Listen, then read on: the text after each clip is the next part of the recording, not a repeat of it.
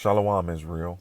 First and foremost, I would like to give all praises, honor, and glory to Yahweh Bahashem, Yahweh Shai Bahashem, Rekah Kwadash.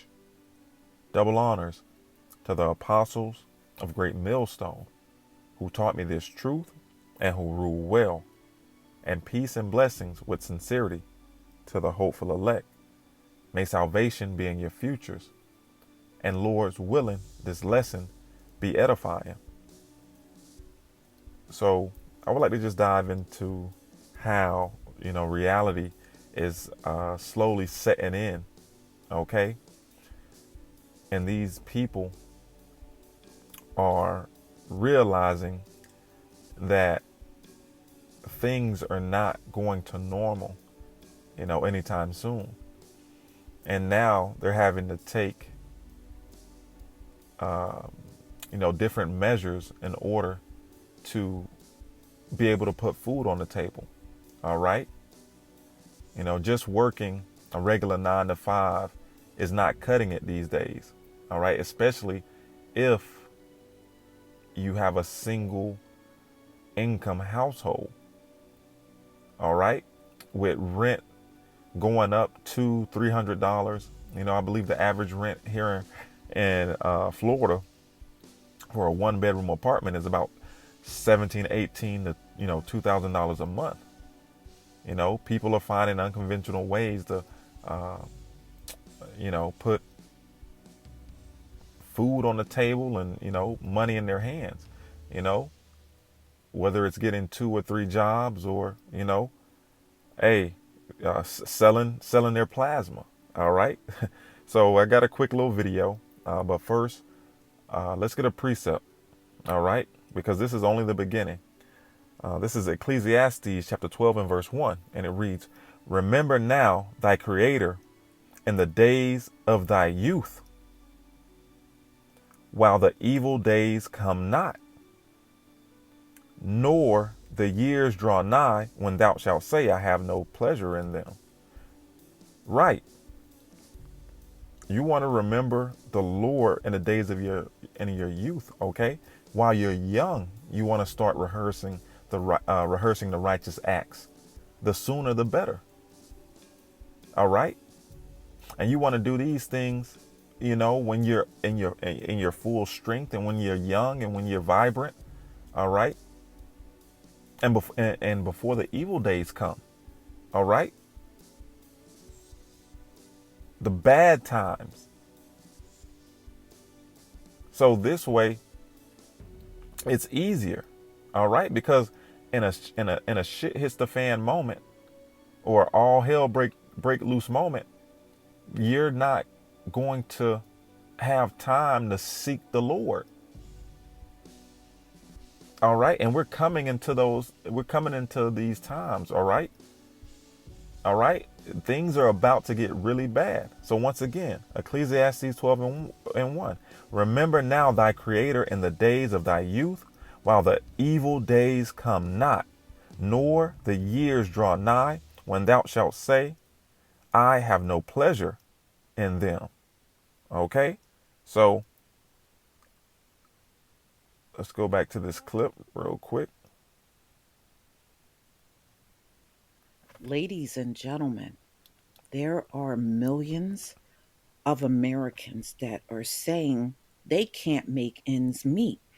And it's all of the inflation, the cost of rent going up, the cost of housing, health insurance, and the things they really depend on and need in their daily life cost so much money. So they are selling their blood. Mm-mm-mm. So, millions of Americans are currently working 2 or more jobs in order to make ends meet as global inflation and corporations jack up prices, have sent prices of food, gas, housing, health insurance, and other necessities soaring in the past year. Cache Lewis, 31, of Denver, Colorado, works 2 jobs and is currently trying to find a third job to cover the recent $200 monthly rent increase to her apartment. She works days as a barista at Starbucks, but claims it's been difficult to get enough hours, even taking extra shifts whenever she can due to scheduling cuts as part of the crackdown on union organizing by management. At night, she works at a convenience store because the hours are reliable and works 6 days a week, often 16 hours a day. Ooh, that's a lot of hours. I'm exhausted all the time, said Lewis. On the one day I have off, I donate plasma for extra money. I'm literally selling my blood to eat because I have no choice. Her partner suffers from epilepsy and can't work full time hours because of it. Even with insurance, their medication is expensive, and she spends about half of a 2 week paycheck at Starbucks to cover health insurance premiums. Over the past 5 years, she has struggled with homelessness and was previously fired from her job for sleeping in her car behind her place of employment. Wow, nobody should fire you for that. They should have known something was wrong, or, instead of firing you, why didn't they just find out what was going on? All right, so we're gonna end it right there. I just wanted to play a little bit. So people are hurting, man. All right, despite what you're seeing on Facebook, Instagram, um, all of these social media platforms, people trying to fake the funk and act like life is all peaches and cream. All right, in reality, the majority, if not all the people, are hurting. Okay, they are hurting. All right, and I'm here to tell you, the Lord is here to tell you that things are only going to get worse. All right. So from here, let's go to Second Esdras, chapter 16 and verse 37. And it reads, "Behold, the plagues draw nigh and are not slack, as when a woman with a child in the ninth month bringeth forth her son, within 2 or 3 hours of her birth, great pains compass her womb, which pains, when the child cometh forth, they slack not a moment.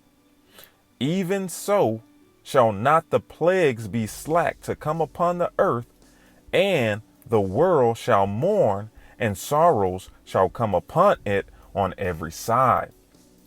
Right, man. This is the beginning stages of these birth pains, these contractions. All right. Okay. The Lord refers to it as the beginning of sorrows. Okay.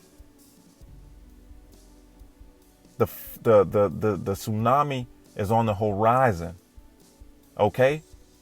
And it's approaching. It's fastly approaching. And remember what Ecclesiastes 12:1 said. "Remember thy Creator in the days of thy youth, before the evil days come nigh." The evil days are knocking on the door. The evil days are knocking on the door. Okay? Jacob's trouble is almost here. And it's going to come as a thief in the night, but not to the ones of us that are watching and paying attention and that are preparing, all right, for the impact of this tsunami. That's coming. By doing the things that are pleasing to the Lord. By warning the people of what's coming. By praying, by fasting, pleading, begging for mercy.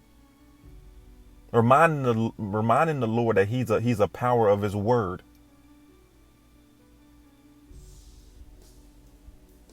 And we know that he's merciful and long suffering. So, hey, from here, we're going to go to, matter of fact, let me get this real quick. Jeremiah 30:7. And matter of fact, we'll start at 30:6. It says, ask ye now and see whether a man doth travail with a child. Wherefore do I see every man with his hands on his loins as a woman in travail, and all faces are turned into paleness. Alas, for that day is great, so that none is like it. It is even the time of Jacob's trouble, but he shall be saved out of it. Yeah, the elect. The ones of us that are remembering the Lord, all right, and doing our best to serve him and to please him and trying to live righteously. It says, why is every man with his hands on his loins as a woman in travail? Okay, if mighty men, strong, built soldiers in that day are going to be as a woman that is in labor, how much more you women?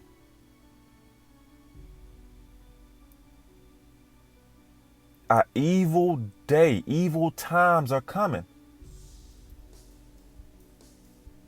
And the Lord has the prophets warning you day in and day out.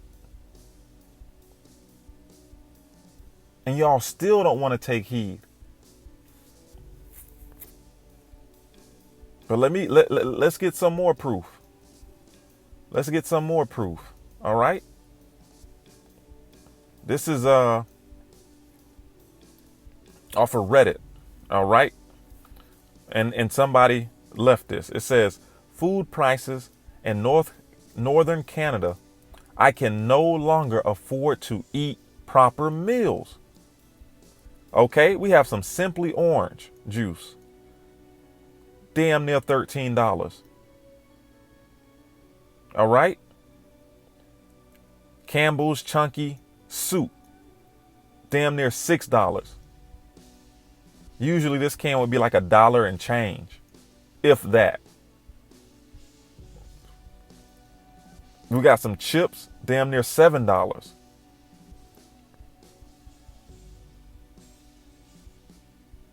Family shortcakes, $7. These are the birth pains, man.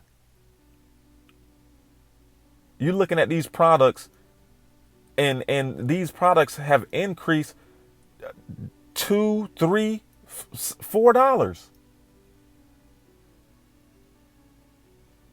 These are the birth pains. These are the signs. America, Babylon the Great is through, man. This economy, as you know it, is through. Brace yourself for impact.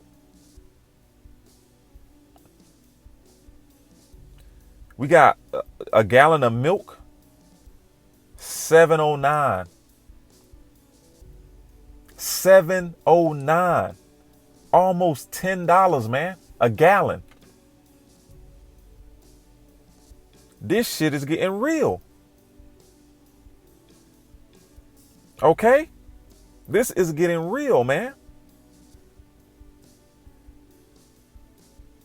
$12 for a pepperoni and bacon. You know, you shouldn't be eating this anyway. This is all GMOs, processed food. This is garbage. And you paying $12 for a little box. You know, me and the brother was talking about it today at camp, about, shrinkflation, how they're shrinking the portions and having you pay more. And a lot of people are catching on to shrinkflation. So a lot of these companies, what they're doing is they're changing the ingredients. You might buy a product, and on the bag it says 70% of protein, and then a week later you go to buy the same bag and it says 30% protein. All right. These companies are smart, man. The dollar is losing its value. Signs of a failing empire, man. Signs of a failing dollar. All right. So let's get back to these precepts. Where do I want to go? Let's go to, here we go. Second Esdras chapter 6 and verse 22. And it reads, and suddenly shall the sown places appear unsown. The full storehouses shall suddenly be found empty. All right. Because the higher and higher these prices go, when it gets to the point where you paying $20 for a loaf of bread, $30 for a gallon of milk, and people can't afford it, they're going to start getting it how they live. They're going to start taking what they want. Okay? Hey, after dark is Jurassic Park. People finna start getting real animalistic, raptorish. To survive, man, people gonna do whatever they gotta do. Just watch. So it says, and suddenly shall the sown places appear unsown. The full storehouses shall suddenly be found empty. And the trumpet shall give a sound, which when every man heareth, they shall be suddenly afraid. At that time shall friends fight one against another like enemies. Yeah, man, you gotta eat. You gotta eat. And what did Alex Jones says? If it comes down to him having to feed his kids, he'll string up his neighbor and cook them. But that's Esau for you.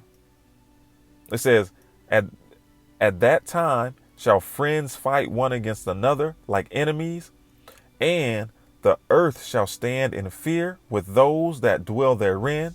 The springs of the fountain shall stand still, and in 3 hours they shall not run, man.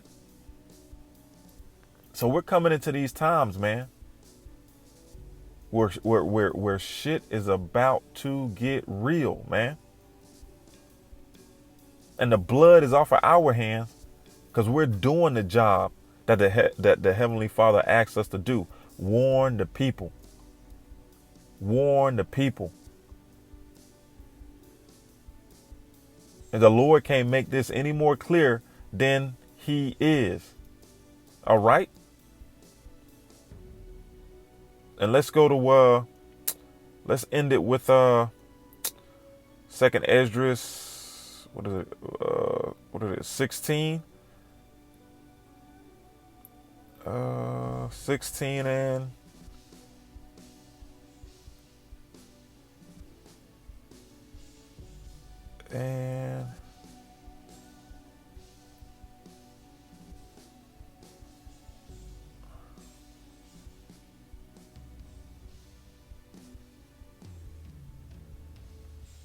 Salakia. I know what I want. It is. Here we go. We'll go Second Esdras 15, and we'll start at. Let's get to the point. You know what? We'll start at 14. Salakia. Woe to the world and them that dwell therein, for the sword and their destruction draweth nigh, and one people shall stand up and fight against another, and swords in their hands. And the modern day sword is the gun or any killing instrument. Okay. It says, for there shall be sedition among men, and invading one another. They shall not regard their kings nor princesses, and the course of their actions shall stand in their power. A man shall desire to go in a city, and shall not be able. For because of their pride, the city shall be troubled, the houses shall be destroyed, and men shall be afraid. A man shall have no pity upon his neighbor, but shall destroy their houses with the sword, and spoil their goods because of lack of bread and for great tribulation. All right. And that's the times we're coming into, man. Lack of bread. All right. Lack of food and great tribulation, man. So there's going to be a lot of people starving out here, man. All right. As a matter of fact, let's get one more. All right. We'll end it with this. Lamentations chapter 4 and verse 9. They that be slain with the sword are better than they that be slain with hunger. For these pine away, stricken through, for want of the fruit of the field. Right, man. In those days, if you catch a bullet to the head or a knife to the throat, or the Lord allows you to have a quick death, you're lucky, man. That's the Lord having mercy on you. Because you starving and pining away, man, a disgraceful, horrible, a terrible way to go. It's a terrible way to go, man. All right. Sitting there starving, debating whether to eat your child. Hey, the Lord is cold with it. All right. But hey, you've been warned. All right. Shalom, Israel. Lord's willing, this was edifying. Wa abad babal. Kwam Yasharala.